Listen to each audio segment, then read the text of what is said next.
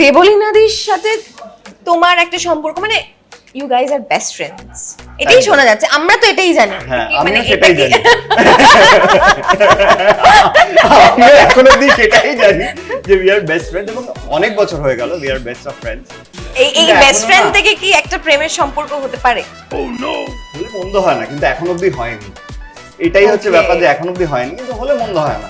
দেবলীনাদি হ্যাঁ, তুমি দেবলীনা যেখানেই শুনছি। থাকো আমি শুনতে বলছি পাচ্ছ এটা তো? অন ক্যামেরা দিয়ে বলে মন্দ হয় না।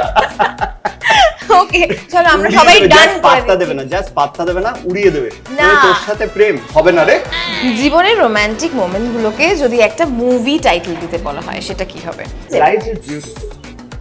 লাইফ ইজ বিউটিফুল তো একটা খুব স্যাড একটা, না স্যাড নয়, হ্যাঁ, but, বাট হ্যাঁ। লাইফ ইজ বিউটিফুল এর মতন প্রেম দরকার, জানো তো, কারণ হয়তো সে আবার মরেও গেছিল, হ্যাঁ, কিন্তু তুমি প্রেমে যে পড়ে মরেও essence- যেতে চাও। না না, এসেন্সটা যেটা, যে সবকিছুর মধ্যেই ওই একটা innocence, হ্যাঁ, না একটা ইনোসেন্স না, ধরো লাইফ ইজ বিউটিফুল যে মজার ব্যাপারটা, যে একটা ওয়ার্ল্ড ওয়ার হচ্ছে, সেখানে তারা কনসেন্ট্রেশন ক্যাম্পে, কিন্তু ছেলেটার কাছে যেটা পোর্ট্রে করছে সেটা অদ্ভুত সুন্দর। Right, তাকে ও একটা কিছু অন্য জগৎ, বুঝতেই পারছে তাই না? না, হ্যাঁ। মানে আমার কথা হচ্ছে যে প্রেমে তো অনেক কিছু হবে, আমরা জীবনে অনেক কিছুর মধ্যে দিয়ে যাব, অনেক সংঘাত আসবে, অনেক কিছু হবে, কিন্তু সেটার মধ্যে যদি রিলেশনশিপটার মধ্যে বিউটি থাকে বা ওইটার একটা জগৎ থাকে, তাহলে সবকিছু পার করে নেওয়া যায়।